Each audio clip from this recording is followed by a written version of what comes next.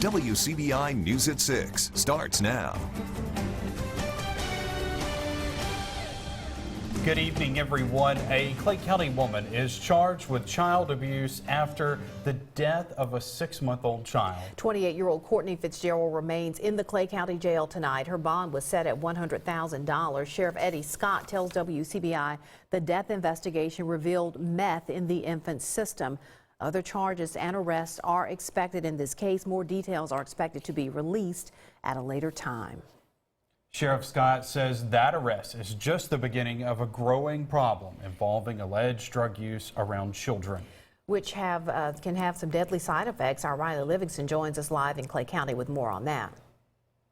Here in Clay County, sheriff deputies are investigating multiple cases of children being exposed to drugs. Sheriff Eddie Scott says they are working with multiple agencies to put a stop to it. Clay County Sheriff Eddie Scott says children being exposed to drugs, sometimes even before they are born, is a growing problem. We are getting more proactive in going after these mothers. It's illegal. Grown-ups know we shouldn't be using drugs, but when you intentionally endanger your unborn child, you know, there's some statute of law that protects that child. And it's our job to go out here and protect these children. Scott says sometimes infants first come in contact with drugs in the womb or from breast milk. However, that's not the only way exposure can happen. The main things that we've seen, several cases we work, is actually exposure to the smoke. In other words, smoking methamphetamine. We've actually worked cases where small children had breathed this and actually went into seizures and had to be airlifted. When handling potential drug exposure cases, deputies can't do it alone. We're really close with the Department of Human Services because a lot of times they're the first ones gets to call about some type of drug abuse. So at that point in time, it's just coordination, working with these individuals, working with the doctors, working with our district attorney's office, working with a crime lab. So, you know, it's not nothing that can be investigated and done overnight. It takes a while to do this stuff. But even with that team effort, they still face some challenges. And a lot of times, you know, when you're dealing with children, especially in a home where there is drug use, it's hard for us sometimes to talk to them, so we have to get outside help to come in. So it's a lot that goes into when you're investigating with children, and it's a team effort.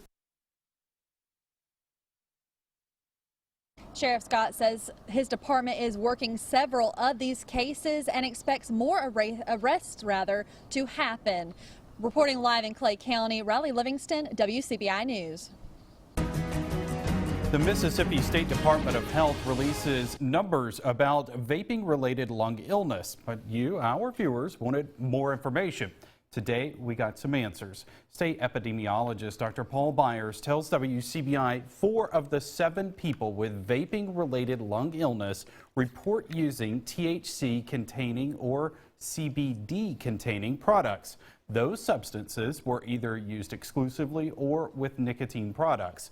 In the other 3 cases, patients reported using only nicotine products. The FDA is doing more testing. Byers says no link between the cases is identified other than a reported history of e-cigarette or vaping usage. Because no specific product or device has been determined as the cause, Byers believes the only way to prevent these vaping-related injuries is to not use the products.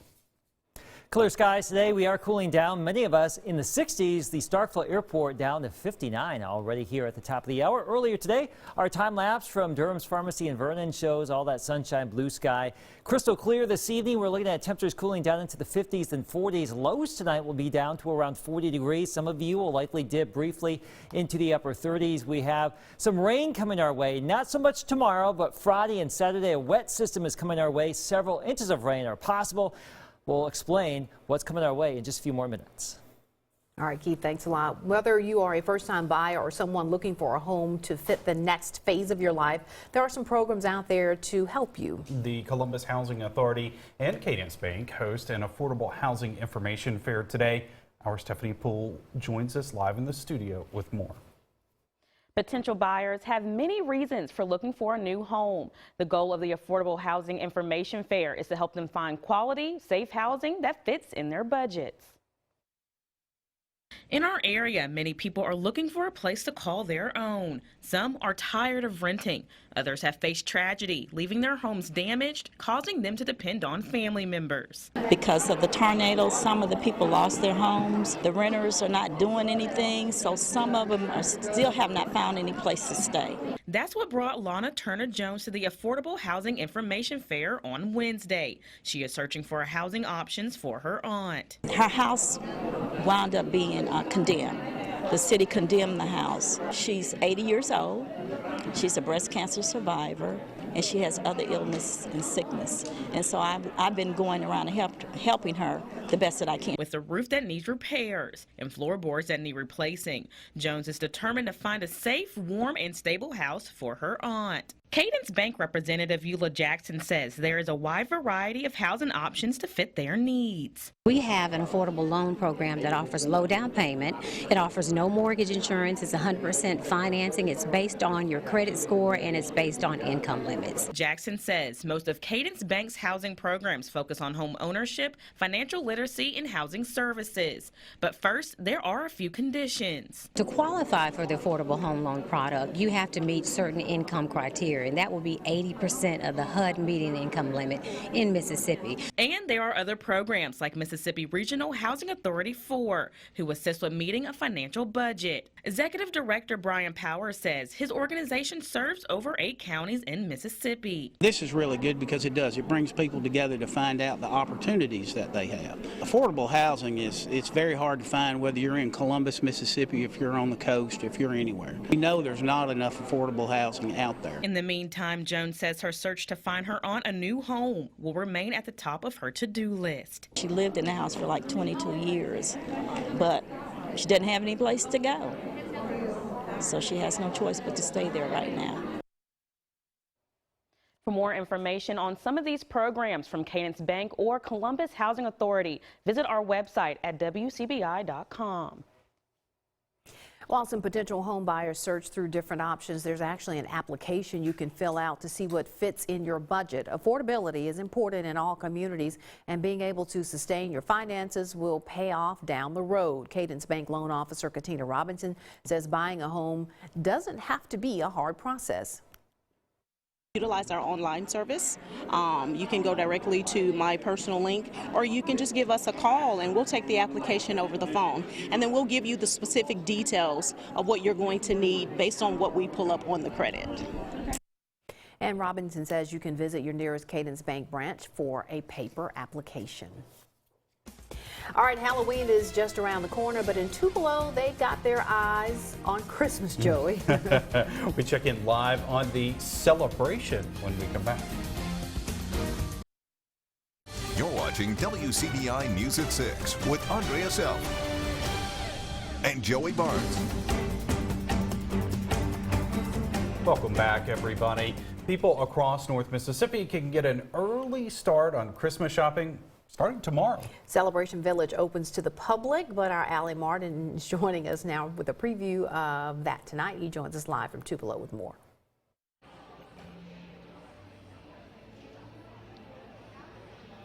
Hello, we are here at the Furniture Market Celebration Village 2019. With me is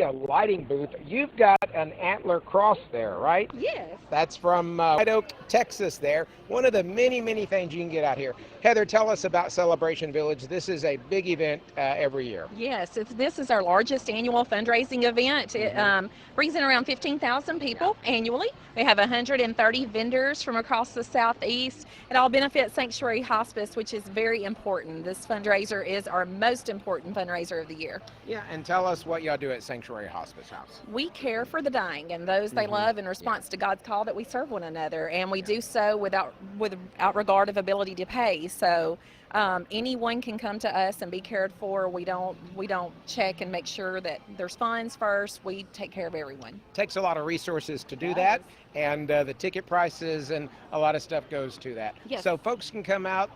This is the preview party tonight. You can still come out here. Tonight we've got food and music, but starting tomorrow through Saturday is the public event. Tell us It's the general admission, and so people can come from 10 a.m. to 9 p.m.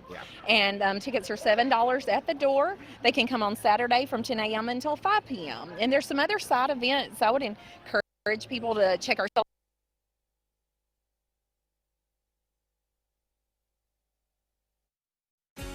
Few technical difficulties there, but I guess the good news is Celebration Village will be inside this weekend. That's right. Keith. Feeling a little like Christmas, a little, maybe. Yeah, and you know, I don't even want to think about Christmas right now. We haven't even got to Halloween or Thanksgiving yet.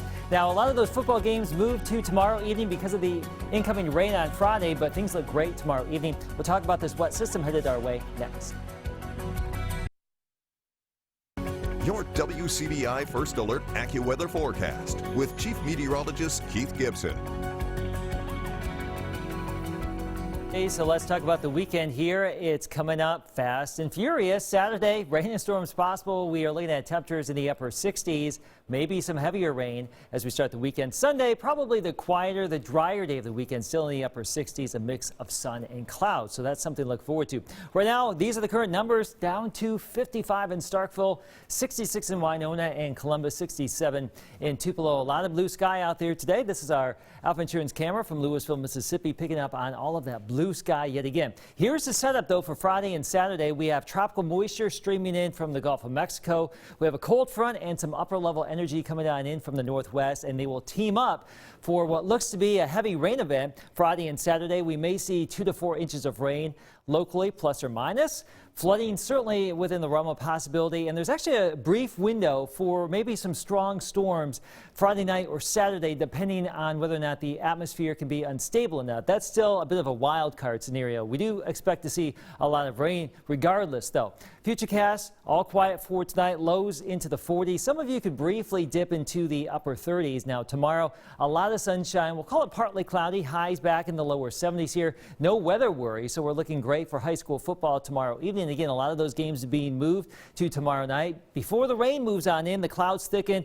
Friday, a cool, wet, and damp day it would appear at this time. And this is just one solution here through Saturday night, where the region may see several inches of rain. Many computer models focusing now on the potential for several inches of rain in the region. So there's actually an elevated flood risk with some of this heavier rain potential coming our way this weekend. Let me show you the system coming together. As I mentioned, tropical moisture down here in the Gulf. We have a cold front and some upper level energy coming on in from the northwest. We are quiet tomorrow, but clouds will increase tomorrow night. Here comes the rain as we get into your Friday and for the start of the weekend on Saturday. That system goes away as we get into your Sunday, so the second half of the weekend will be on the drier side. Here's your AccuWeather 7-day forecast tomorrow. Another great day, 72 degrees. We're looking at 60s on Friday. The rain is going to develop. It could become locally heavy Friday night into Saturday.